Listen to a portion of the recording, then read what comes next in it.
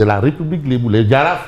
Alors, révélation du journaliste Serigne Saliou Gueye, reconnu ou qui a comme sobriquet Cézanne.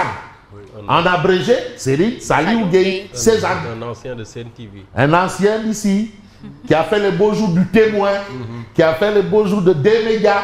Mais quand même, Serigne Saliou Gueye a dit des choses qui devraient intéresser plus d'un. Parce qu'il s'agit quand même de la gestion des deniers. Je rappelle que le mot denier, c'était une monnaie à l'époque. Le mot denier vient, c'était une monnaie, comme franc CFA. C'est de là qu'on tire l'expression denier. Voilà. Hein? On apprend. Denier. C'est une monnaie. À l'époque, c'était denier. Alors, mais la question par rapport à tout ce qu'a dit Serigne Saliou Gueye, c'est quand même une source d'information. Serigne Saliou. Il faut quand même qu'on s'arrête, c'est une source d'info. Et d'ailleurs, dans son intervention, il a utilisé une expression Wolof Dumo Wahantu. Ça veut dire ce que ça veut dire. C'est l'allégorie de Mbonat mi ci dégg bi. Ah ça veut dire les bouillies. Mbonat mi ci dégg bi. Waaw. Lu la wax ci dégg bi rek dëgg la mooy Nour Ba. Mais en réalité, mais qui sont ces DG voleurs? Parce que Serigne Saliou Gueye nous a fait comprendre qu'il y aurait des DG voleurs. Donc lui, il crie déjà Oupsakei en moins de 2 ans de magistère. Serigne Saliou Gueye, c'est-à-dire départ Djoubel Djoubelti, arrivé Oupsakei. Telna. Telna. Non, ça va. Mais Fabrice, Ouais. Madame Gawe, il y a des signes extérieurs de richesse. Hein? Parmi les passagers. Oui, parce que tu vois des gens, donc, subitement, ils sont comme, tu connais les bébés hollandais, comme les bébés hollandais. Oui. Tu as vu un peu les bébés hollandais, les bébés hollandais. Mais maintenant, on a l'impression d'avoir des bébés hollandais. Quand tu vois le bébé hollandais, mais tu vois, imagine un bébé hollandais. Mais tu as des bébés hollandais. Ah, c'est ce qu'il a dit. Mais qui sont ces DG voleurs pointés par Serigne Saliou Gueye? Mais on ne peut pas quand même laisser Serigne Saliou Gueye accuser des gens et se taire. Mais il faudrait bien que Serigne Saliou Gueye au moins nous dispense de la rétention de l'information là. Parce que c'est puni par la loi. Il faut qu'il soit plus explicite. Mais il fait de la rétention de l'information. Ah bon? Ah, ouais. Ah, c'est interdit par la loi. Oui, absolument. Ah, la rétention de l'information. Et puis, c'est pas journalistique quand même. Un journaliste, non, l'information des mots secs. Il émet des réserves. Info, des mots secs. Vous pensez qu'il émet des réserves? Hein? Il émet des réserves dans une révélation? Demandez, les grands là, il n'en a pas besoin, comme il y a des Adou Kalpé d'État. Ouais.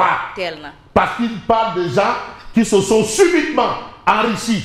Et il a parlé de DG. Bon, Tchelou m'a dit que même à vue d'œil, on sait qu'il y a des bébés hollandais là. Mais on les voit déjà des bébés hollandais. Hein? Oui. C'est pas comme Fabrice Nguema, dès qu'il est arrivé à D-Média, il a commencé à développer certaines rondeurs. Ça, c'est D-Média, c'est le privé.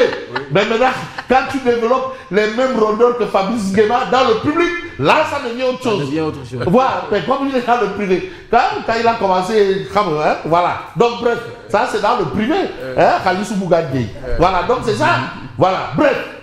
Mais des directeurs généraux sous le gouvernement d'Ousmane Sonko. C'est-à-dire, départ, Djoubel Djoubelti, arrivé, Oupsakei, sont en train de construire des maisons de 100 millions.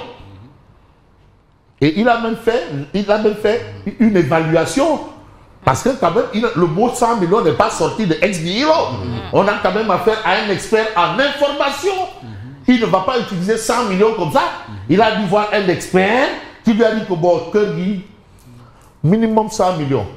Comme l'autre a dit, bon, nous sommes 7 millions. Pas beaucoup, hein. Là, 7 millions. Là, ce n'est rien. Bon, qu'il arrête de s'enrichir illicitement. Et il menace. Sinon quoi? C'est une salut.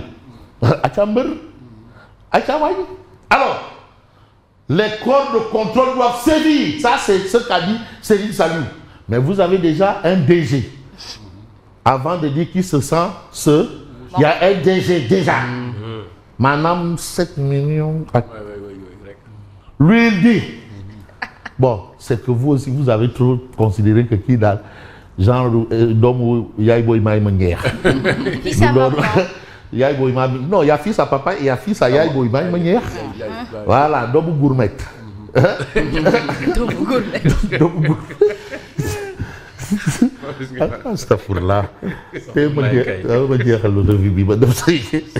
Attention, atteinte à l'honorabilité d'une personne à côté du président. Mais bon.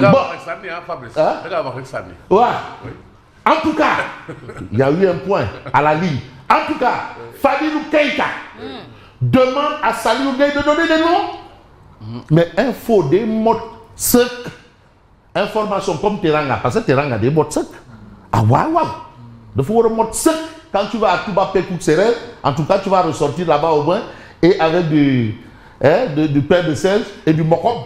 Ah oui, s'il faut du mokom, s'il n'y a pas le mokom, non, non. Celui qui t'a reçu là-bas, tu dis non, mokom, quand tu as l'air. Voilà.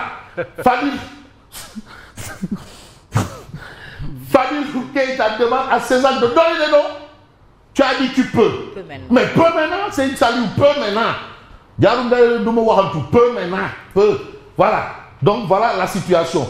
Situation oblige, vous avez enseignants, greffiers, consommateurs, blouses blanches, paysans, travailleurs des collectivités locales, tout le monde en mode Gussum, Niatou national, universel mondial. Voilà. Colère généralisée contre Diomaye Sonko. Sonko. Voilà. Colère généralisée. Tout le monde est fâché. Les ouvriers sont fâchés. Les blouses blanches sont fâchées. Les sudistes fâchés. Tout le monde est fâché. Donc vous avez ça.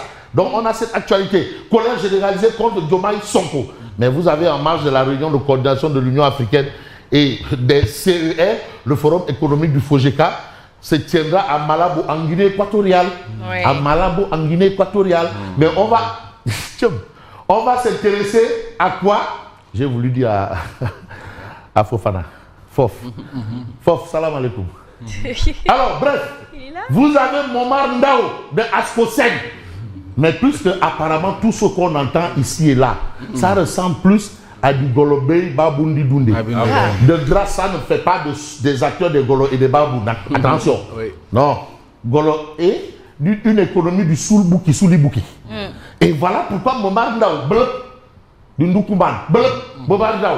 Mais si l'on doit s'endetter pour payer des dettes, mais il y a problème. Le loi est Soulbouki, Soulibouki. Il a bien raison. Alors qu'au départ, on a parlé de projet et ensuite on a parlé de solution. Solution, il n'y a pas à discuter, c'est Abou Choubalo.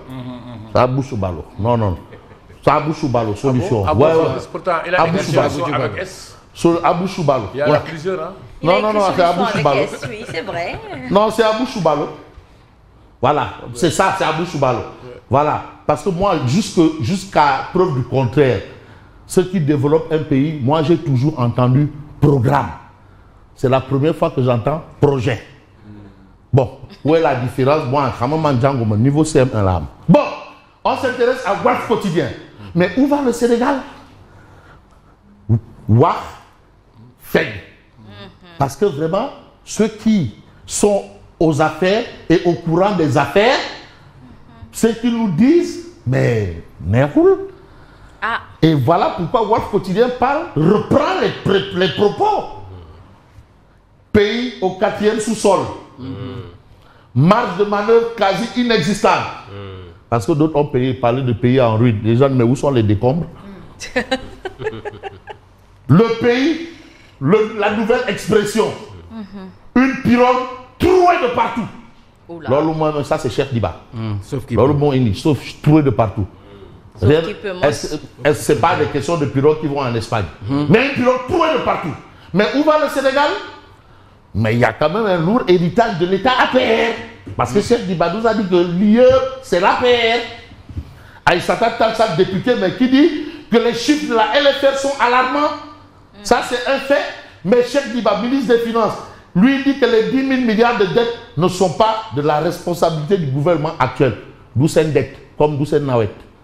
D'où c'est une nawet, nawet tout d'où. D'où c'est une dette tout d'où. D'où c'est une bord, Comment ça? Ah, c'est ce que Diba a dit. Donc tout ce que tu as aujourd'hui, même les accidents de circulation, d'où c'est accident. Accident aussi. Même les résultats, tout ce qui est bon, cette affaire-là. Ce qui n'est pas bon, affaire d'où. Est-ce une fuite de responsabilité? Ou une forme de fuite de responsabilité? Parce que tu as dit tu peux. Mais peux maintenant. Tu as dit tu peux.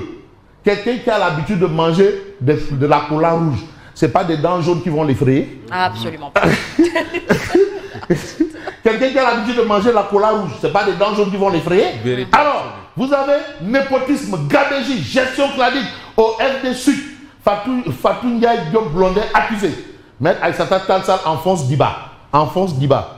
Ça, c'est ce qu'on a. Bon, maintenant, on va essayer de voir Oumar Diakité Odia. Qu'est-ce que Odia nous propose? Voilà, Odia nous met dans un train. C'est vrai qu'on a parlé de bateaux troués de partout, mais Odia préfère rester dans le train. Présidence, plus milliards. Assemblée, plus milliards. Primature, plus milliards. Et les autres, DG, milliards. Voilà la situation. Débat, orientation budgétaire, Diba. Je suis chargé d'accompagner tout ça. Et voilà une situation. Vous avez ici le train de vie étatique qui roule sur l'or. On en parle. Ça, c'est Tierno Bokoum, je crois. Voilà un peu la situation selon Odia. Et je vous dis merci et bonne suite. Merci à vous, Fabrice Nguema. Il est 7h et il est temps pour nous de faire place au journal.